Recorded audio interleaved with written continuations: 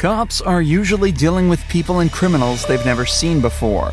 But what happens when instead it's their own friends that they have to arrest? Ain't nobody jumped out, Buck. Yes, they did! Kevin, did they Stay not? out of this, Kevin! Here are 3 examples of this happening, starting with the case of Buck Preston. Buck, What? You know you ain't got- Damn, Michael. you know you ain't got a driver's license. Don't do this, please. I got to. Man, goddamn, Michael. Please. I got to. No, listen to me. No. Please, just listen Sheriff to me. sent me. The sheriff. Sheriff, captain, I mean, they've seen you driving, we gotta get you. One of the cons to small town living is that everybody knows each other, including the cops. The town sheriff claims to have seen Buck driving his Chevy pickup, but nearly every cop in town knows he doesn't have his license. So what else is there for Buck to do to try and explain his way out of it? I'm telling you, I'm just trying to tell you something. Listen, if you listen to me. The person that was driving this truck just jumped out of the fucking on goddamn Lake Morality, and goddamn, I had no other way to get it here, buddy. I swear to God, I'm not going to drive it no more. I promise you. No, I got to. God damn, Michael, please. 31 to 28. You 51 this way? That's crazy, bro. I just passed it. You just passed him? Yeah, on he 67. didn't turn around? No, he didn't. I swear to God, he didn't. Michael, I just swear to God, if you listen to me, bro, I swear to God. I'm about to right now, sir. If he's stating someone jumped out behind the wheel. Yeah, and I'm trying to get my truck home. That's it. Buck. Bro, I swear to God, you can't bro. get a driver's license in the state of Florida, dude. That's how bad it is. Buck's story is that his friend was driving his truck, but ditched him out near a lake, leaving him with no option but to drive back home himself. Unfortunately for Buck, though, we're in the 21st century, and the officer reminds him he could have just called someone with a license to drive him back, and that he still broke the law regardless of the circumstances. Predictably, Buck wasn't very happy about this. I get it, but man, you still can't drive, bro. Pull it off the road and wait till someone has a valid license. What? Let's go. That's crazy, dude. Would you tell him? Let's go, Buck. I'm not playing this game. What are you doing? I'm telling you the truth. Nobody jumped out. God damn it! I'm pissed on your ball foot! Man, I'm trying to tell you something! Ain't nobody jumped out, Buck. Yes, they did! Kevin, did they Stay not? out of this, Kevin! Did they not? Kevin, back up. Kevin, you stay out of this. Did they not jump out? Back up, Kevin. God damn, dude! I'm telling you respect when you gonna run from me like that. Get up!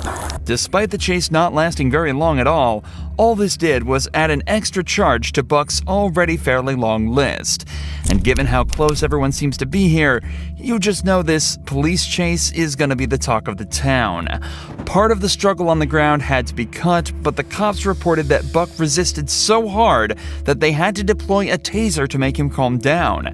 The footage returns when Buck was fully restrained and handcuffed. Buck was taken to the officer's patrol vehicle and driven back to the station. Obviously angry, he decided to make the conversation on the way back personal. I don't talk to you about your mom in this. I don't give a fuck if you talk to me about my mom or not. Leave my family out of this, dog. All I'm saying is this. Would she be proud of you for sticking that fucking taser to me when I was not even resisting when you done that? You're resisting. What the fuck I was? You had me. Yeah, that's why we had each other in headlocks. Whatever. Look, Buck. Yeah. Stop bringing my mom into it. Mr. McFarland would be real proud too, huh? There's little information about what happened to Buck after this video, but it's likely he was charged with driving without a license and resisting arrest. There's an argument that Buck could also be hit with fleeing to elude an officer, but this is a felony that comes with a 5-year prison sentence.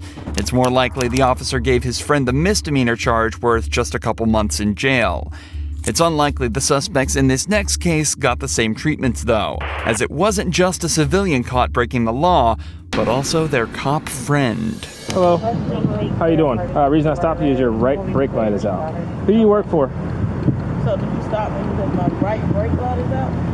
Yeah. Or did you stop me to ask me who I work for? Well, I'm asking you both. DCS. What? DCS. DCS. What's DCS? You don't know what Department of DCS? Children's Services? As he mentioned, the suspect named Petra Edgerton was originally pulled over for a broken brake light, but the officer quickly noticed something else, a police badge around Petra's neck. Firstly, this cop doesn't recognize the supposed officer, but it's also unusual to see a police officer driving around in a broken car. Something feels off, so the cop decides to investigate further. See your license then? Do you have your badge on you? Like your ID badge? I'm badge for. Being a police officer. See, this is what's conflicting. You're asking me all those questions. Right. Saying you stopped me for my right brake light. So if you're a police officer, you understand what probable cause is, right? So what's the problem with that? Your right brake light's out.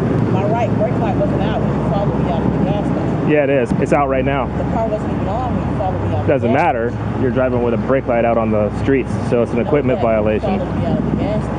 I saw it when you were pulling out. At this point, the brake light issue is the least of the cops' worries. It's difficult to classify what exactly an off-duty officer is supposed to act like, but something about Pectra is triggering alarm bells for the cop. She's acting defensive, being closed off, and giving strange, vague answers to questions that a real cop would be able to answer. So it's time to quit the games and figure out exactly what's going on here. Look, long story short, I just want to know who you work for. And that's the issue. Why do you want to know who I work for? Because I've never seen you around here before. You're not a police officer that works here. You don't know who I am. If That's you just right. said you never seen me. Right. So, are you a police officer or are you not a police officer? So because a black person walks into a store with a badge and a gun, it's an issue. That has But nothing to do never with you seen being me. black. Are you a police officer or you're not a police officer? Not a police officer. You're not a police officer? No. So why would you go into Quick Trip and get free food with your badge and gun? Because I'm an officer. You don't have to be a police officer to go in there. I've been doing it for 3 years. So you're not a It's certified police It's officer. not probable cause. It's a personal thing. There are a dozen ways for a cop to prove that they work for a certain agency. For example, she could give the name of her department and supervisor and have the cop check the names with them. This would only take a couple minutes, and any real cop would know this, so the fact that she's getting defensive instead and turning this into a personal thing is a huge red flag. It's also clear that Pectra doesn't seem to realize what she actually did wrong. Just minutes earlier, she was seen inside the store presenting her badge and gun to the cashier and walking out with free food. This isn't just cop impersonation, it's theft. So the cop needs to get to the bottom of this. Did I steal from Are you a, yeah, if you're not a police officer. I did not steal from I went up to the register, spoke to the guy that works there and told him I had his drink. So you're presenting yourself as a police officer with your badge and your gun on the side. Okay. Do you understand that? I do understand that. But my issue with you is you've seen that.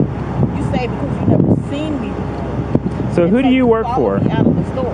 Who do you work for? Are you Who is following me DCS?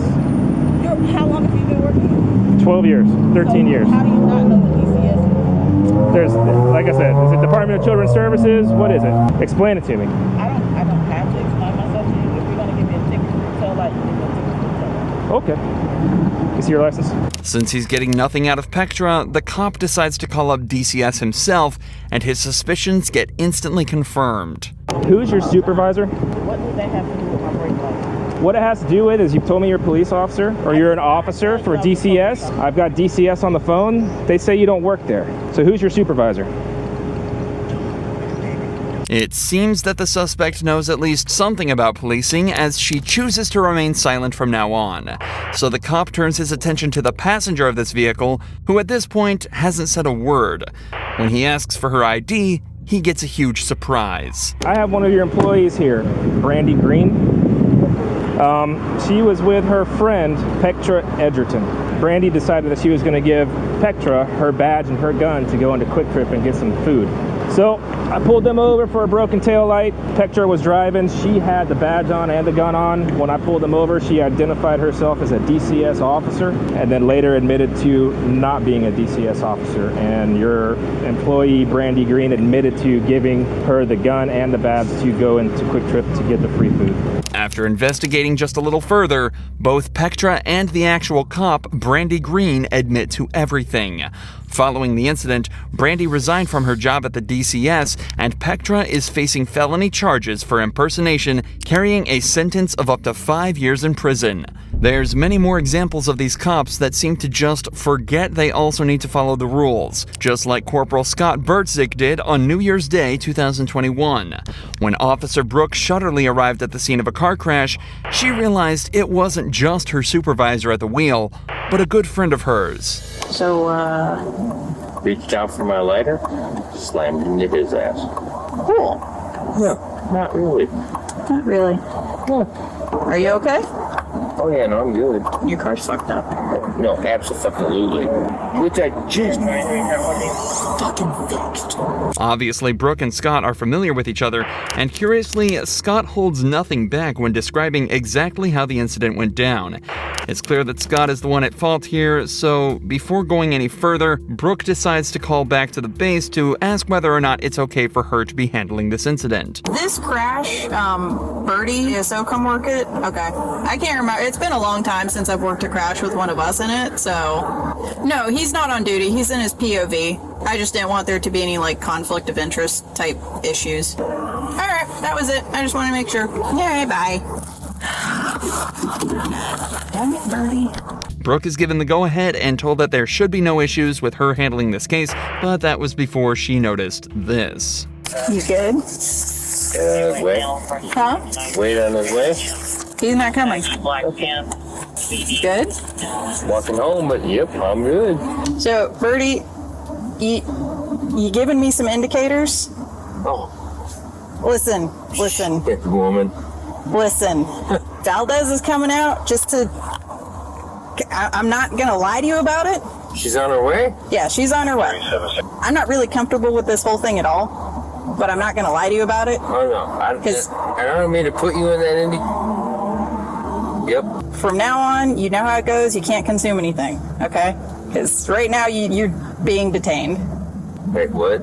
It's obvious that Scott is under the influence of something. Judging by his slurred speech, slowed reactions, and slight loss of motor control, Brooke is fairly sure he's been drinking. At this point, Scott is no longer her supervisor. He's just a suspect in a case, and what's more, he's drunk and likely unpredictable, a combination which can be incredibly threatening to a female officer. Please don't make my life difficult. I would never do that to you. Okay, I'm very uncomfortable right now. And I apologize for putting you in that position. Are you on? Yes, I am. And I'm going to remain on for integrity. You know you can't smoke right now. Why? Because if I'm going to do a DUI investigation, it impedes it, so you can't consume anything. I want to get that dog. This is a really cute dog. Fear aggression issue. You can always train a dog. You can't consume anything. You're killing me. Trying. What's too late now?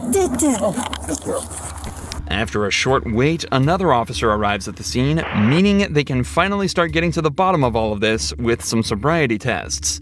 These lasted over 10 minutes, but it's not hard to tell how they went by just looking at a few seconds of them. You may begin the test. 1, 2,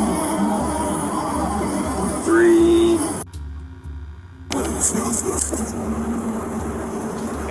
Judging by this and the overwhelming amounts of evidence against him at this point, the officers thought it was safe to conclude that Scott had been drinking that night and decided it was time to put him in cuffs. Something he was far from happy about. There's things that we can do to fix this, but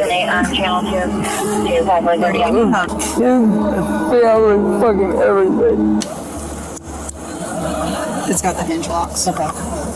Good to go? Despite Scott being one of the most polite and respectful suspects ever on this channel, he was actually hit with a better sentence than the majority of criminal cops. After blowing a .156 back at the station, he was charged with driving under the influence and damaging property. He was ordered to pay just under $1,000 in fines, serve 50 hours of community service, and take multiple substance abuse and DUI classes, and had his driver's license suspended for 6 months. He was also sued by the driver of the vehicle he hit, and a cash settlement was reached. And on top of all of that, he also was suspended without pay for a week and given a last chance agreement, meaning one more slip up and he was out for good.